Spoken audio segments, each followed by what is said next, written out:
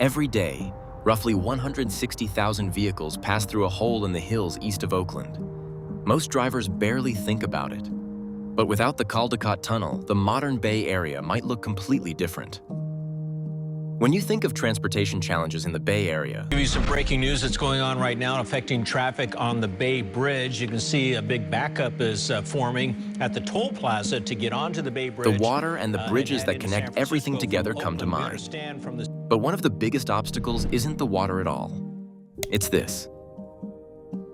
Running north to south through the East Bay is a ridge known as the Berkeley Hills. Today, they might not seem especially dramatic. But for more than a century, they were also a barrier, separating Oakland from the growing communities on the other side.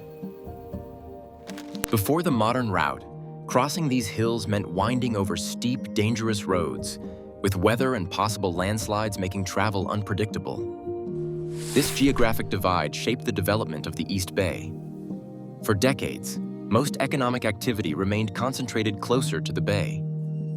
The communities east of the hills stayed smaller and more isolated. By the early 20th century, the Bay Area was changing. Population was growing, cars were becoming more common, and more people wanted an easier way to move between the two sides of the hills. The challenge wasn't finding a route around the hills, it was finding a way through them. And that solution would come in the form of a tunnel.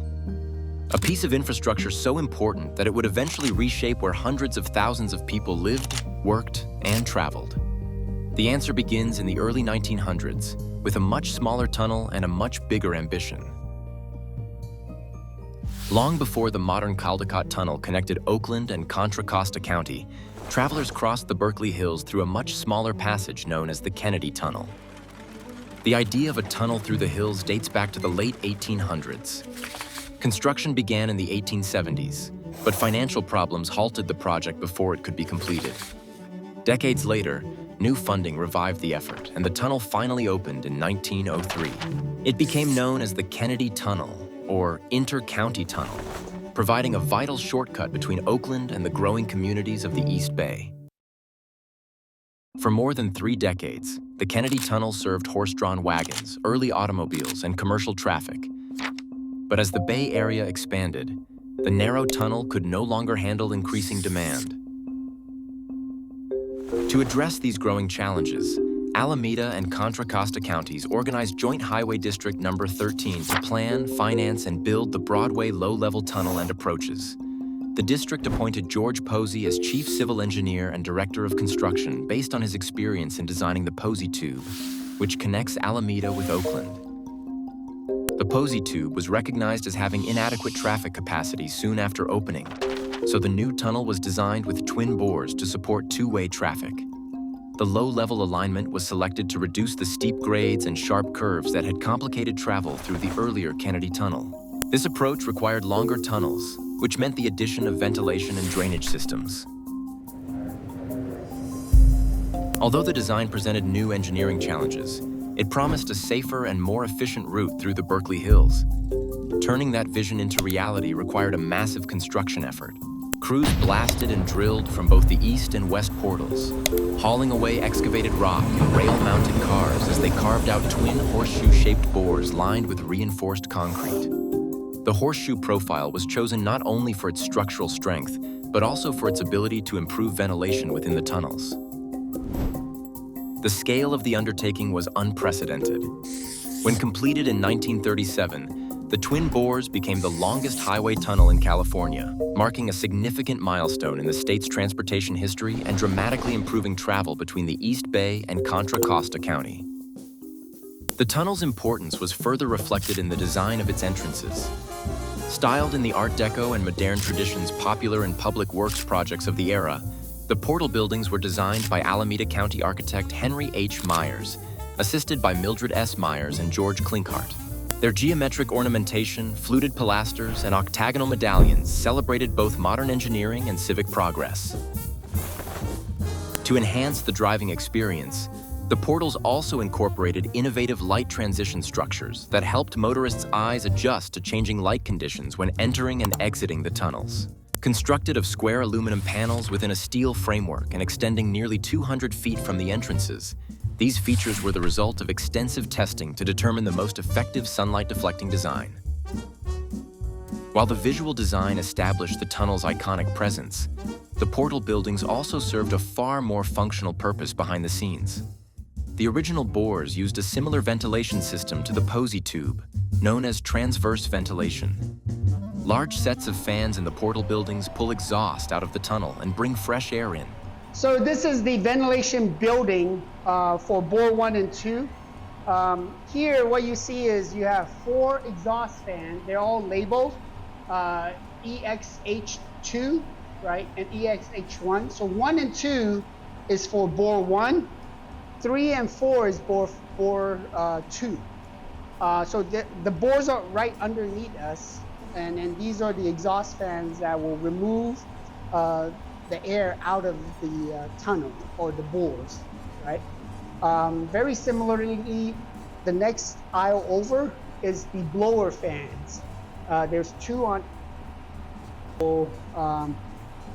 push that will this whole building will collect the air just like Posey Webster. It's the building that will collect the air and pushes the air down into the tunnel with the blower fans, and the exhaust fans are going to exhaust out to the roof. The twin bores opened to traffic on November 21st, 1937, during a remarkable decade of transportation improvements in the Bay Area. Between 1927 and 1937, 3 major tunnels, the Posey Tube, Waldo Tunnel, and Caldecott Tunnels, and 4 major bridges, the Dumbarton, Carquinez, the Bay Bridge, and the Golden Gate, were completed, reshaping how people and goods moved throughout the region.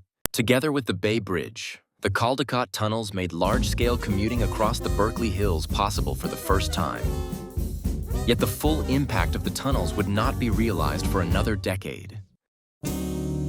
If you had driven through the Caldecott Tunnel in 1940, the landscape on the east side of the hills would have looked very different from today. Communities such as Orinda, Lafayette, and Walnut Creek were still small towns surrounded by ranches, orchards, and open countryside. Following World War II, however, economic and social forces began transforming the region. Returning veterans gained access to government-backed mortgages, automobile ownership became increasingly common, and suburban development accelerated across the nation. The East Bay was no exception. For generations, the Berkeley Hills had served as a natural barrier between the employment centers of Oakland and San Francisco and the open land of Contra Costa County. The Caldecott tunnels dramatically reduced the time and effort required to cross the hills, making daily commuting far more practical.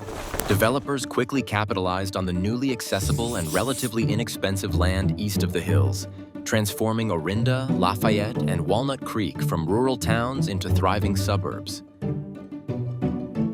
As the communities thrived, so did the traffic. The post-war suburbs had expanded far beyond what the original 2 bores were designed to handle. To relieve congestion, a 3rd bore was added and opened in 1964. But engineers didn't use it the way you might expect. Instead of permanently assigning the new bore to one direction, they made it reversible. Here's how it worked. In the morning, when thousands of commuters were traveling west toward Oakland and San Francisco, the middle bore carried westbound traffic. That gave drivers 4 lanes heading into the Bay Area and 2 lanes heading east. By evening, the pattern flipped. The center bore switched directions, creating 4 eastbound lanes for commuters returning home. Every day, crews closed the tunnel, changed signals and barriers, and reconfigured traffic flow to match rush hour demand. For drivers, it could be confusing. Electronic lane control signals above the tunnel entrances told motorists which lanes were open and which direction they were heading. Miss a sign or enter the wrong lane, and you could find yourself scrambling to merge at the last moment. The system was unusual, but it worked. For nearly 50 years, the reversible bore squeezed additional capacity out of a tunnel system that had become one of the Bay Area's most important transportation links. In the process, the reversible Caldecott became more than an engineering solution. It became a shared experience, a daily ritual for commuters, and a uniquely Bay Area symbol of adapting to ever-growing traffic. For generations of Bay Area residents, the Caldecott Tunnel was more than a shortcut through the hills. It was part of the rhythm of daily life, a familiar landmark that marked the transition between home and work, city and suburb. That familiarity is what makes it easy to overlook. Drivers pass through without a second thought, rarely considering the engineering, planning, and history hidden inside. Yet for nearly a century, the tunnel has quietly shaped the East Bay. By making the Berkeley Hills easier to cross, it opened new areas to development, transformed rural communities into thriving suburbs, and strengthened connections across the region. The Caldecott Tunnel didn't simply carry traffic. It influenced where people lived, where businesses grew, and how the East Bay evolved. Its greatest legacy isn't the miles it saves, but the role it played in shaping the Bay Area we know today.